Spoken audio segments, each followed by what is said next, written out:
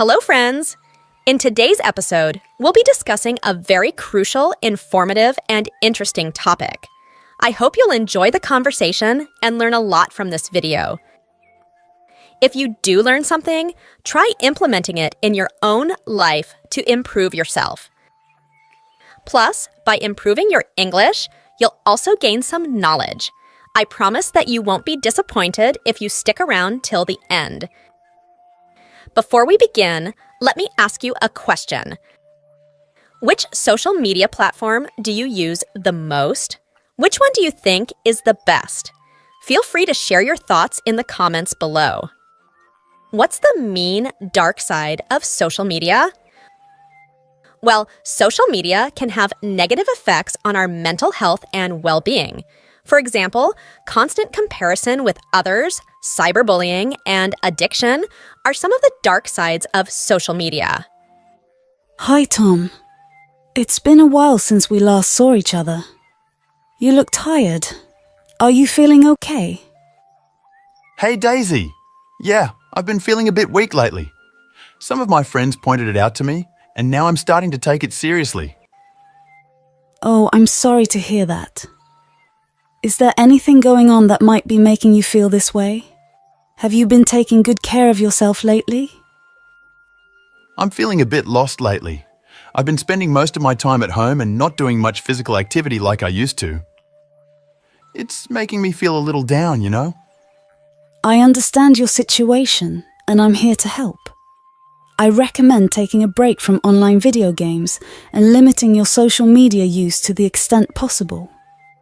Additionally, consider taking a short walk outside to refresh your mind and improve your mood. These simple steps can have a significant impact on your overall well-being. Wow, great tips. Hey, Daisy, don't you use social media or play video games? I don't like to play games online. How about you? I enjoy playing games online, as you know, but I can understand why some people might not like it. What about social media? Do you use it often? Yes, I do use social media, but I think there should be a limit to its usage. It can be a bit overwhelming at times. When something is overwhelming, it means it feels like too much or too intense.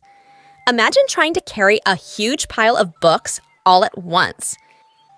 It's too much for you to handle comfortably. Similarly, when someone says social media can be overwhelming, they mean it feels like there's too much information or it's too stressful to handle. For example, someone might say, I find social media overwhelming because there are so many posts and notifications to keep up with. I don't keep my phone with me all the time and try to keep it at a distance. I completely understand. It's important to find a healthy balance in everything we do, especially when it comes to social media. I never felt that I was wasting my valuable time from my life. Yeah, it's definitely a serious problem. Nobody talks openly on this topic. Now you tell me how much time to spend on social media every day. I don't really count how much time I spend on social media, but if I had to guess, I'd say I spend about 4 to 5 hours on it each day. How about you, Daisy? Well, as I mentioned earlier, I'm not very active on social media. I usually spend around 20 minutes to an hour, but not more than that. I like to limit my time on social media and focus on other things. I feel like it's hard to find enough time to meet my friends and improve my relationships with them. Instead of celebrating with them offline, I often end up tagging them a happy birthday on social media. It's a great point. It's better to call and talk to your friends instead of just tagging them on social media. I believe that personal conversations are more meaningful than just wishing someone online. It's important to maintain our relationships in real life and not just on social media. What do you think? Do you prefer having a real conversation with your friends or just tagging them on social media? Honestly, I completely agree with you, Daisy. Personal conversations definitely feel more genuine and meaningful. I've been trying to make more effort to connect with my friends offline. It's just so much more fulfilling than a quick tag or comment online. Well, do you use Facebook? Yes, sometimes. And what about you? Not really. As we know, Facebook was founded in 2004 by Harvard University student Mark Zuckerberg. Many Facebook users around the world are addicted to Facebook, the second largest website in the world. They spend most of their day on Facebook. Before going to sleep, many of them post statuses, and when they wake up, they post new statuses again. However, just as there are many positive aspects of Facebooking, there are also some negative aspects. A big university in the US found out about these bad things in their research. Did you know that there are some downsides to using Facebook? Some studies have shown that excessive use of Facebook can have a negative impact on our mental health and well-being. For example, constantly comparing ourselves to others on social media can make us feel unhappy or inadequate. Additionally, the more time you spend on Facebook, the worse you'll feel. Research shows that people tend to compare themselves with others who receive more likes on their posts. Seeing others' beautiful, funny profile pictures can make one feel their own life is less exciting or colourful in comparison. I don't know what they get in return for posting these. Are there other studies investigating how Facebook can make us feel bad? Two researchers, Holly B. Shakya and Nicholas A. Christakis, studied how using social media affects people's well-being. They looked at how people use Facebook, like giving likes to posts, making their own posts, and clicking on links. The researchers also asked people to name 4 friends they talk to about important things and 4 friends they hang out with. They collected this information for 2 years to see how social media affects people's well-being over time. The researchers found that having a good social network in real life is good for people's well-being, but spending more time on Facebook is bad for physical and mental health and life satisfaction. They also found that people who give more likes and click on more links tend to have lower well-being.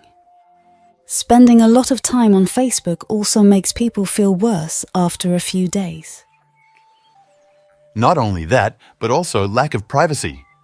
There are many things about ourselves that we don't want everyone to know. But because of Facebook, even if you don't want to, it can share those things. It's like your mind is being read unknowingly. It's better to keep personal matters personal by staying away from Facebook. Research from the psychology department at Utah University has shown that many people feel disappointed with their own lives when they see others' success or happy news on Facebook. It drains their mental strength to take life positively.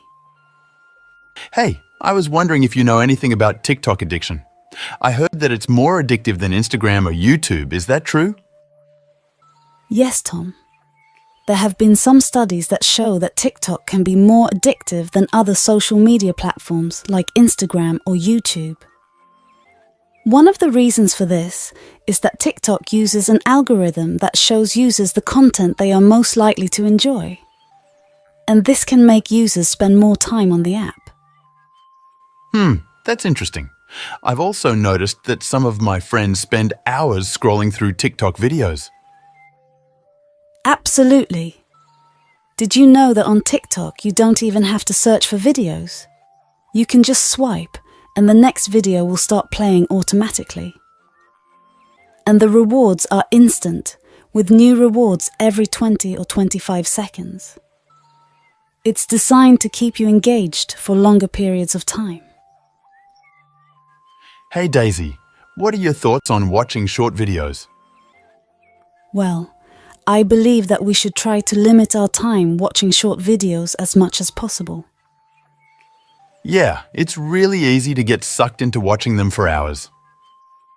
Exactly.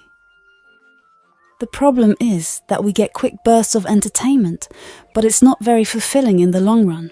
Plus, it can be a big distraction from other important things in our lives. That's a good point. I've noticed that I tend to procrastinate more when I'm watching videos. Yes, that's a common problem. Sometimes we just need to be aware of how we're spending our time and make a conscious effort to prioritize things that are more productive or fulfilling. I see. Hey, I just wanted to bring up an important topic with you. It's easy to get addicted to online games, and this isn't just a problem for adults. Kids can get hooked too. Parents need to monitor their children's screen time and limit their access to mobile devices. Encourage your kids to play outside or spend time with friends and family. Let's make sure we're all living balanced and healthy lives, okay? Absolutely. But I think that children should not be allowed to use mobile phones. I believe that mobile phones can distract children from their studies and affect their overall growth and development. However, if children need to use mobile phones for studying, they should do so under the supervision of their parents. This way, parents can ensure that their children are using mobile phones for study purposes only and not getting distracted by other things. It is important to strike a balance between using technology for academic purposes and enjoying other activities that promote overall growth and development. Hey, have you ever noticed how uneasy and uncomfortable we feel when someone takes our mobile phone for a few minutes, even in an emergency? Our minds are constantly thinking about our phones, right? It's because we're so used to being connected to our devices all the time. But it's important to take a break from our phones once in a while and focus on other things around us. This can help us feel more relaxed and refreshed. What do you think? Have you ever tried taking a break from your phone? Absolutely, Daisy.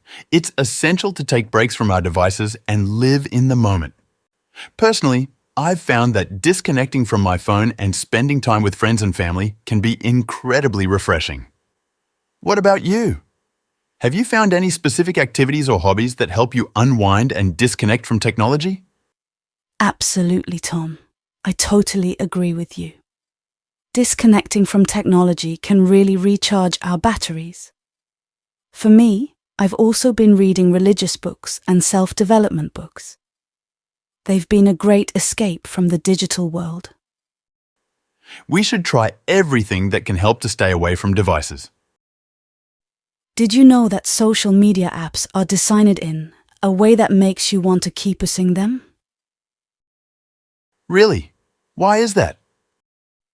Well, the companies that make these apps have done a lot of research to figure out what makes people want to keep scrolling. They even hire experts in psychology to study how people's minds work. That's interesting. So, what kind of things do they do to keep people using the apps?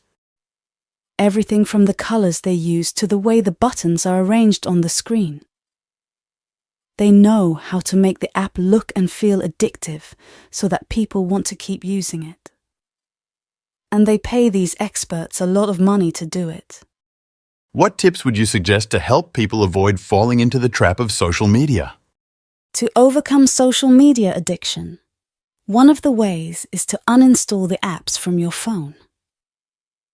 The reason behind it is easy accessibility. If you want to break the addiction cycle, you need to reduce the ease of access. Nowadays, it's effortless to access social media platforms like Facebook. You just need to unlock your phone and tap on the app icon. So, what can we do to limit our usage? One of the solutions is to log in through your browser instead of using the app. It won't be as easy as it is now to open those apps. If you find it hard to do this, you can turn off all notifications from Facebook. Another option is to use social media only on your laptop. This can also help you reduce your social media usage. If you found the video helpful, please hit the like button and subscribe to my channel.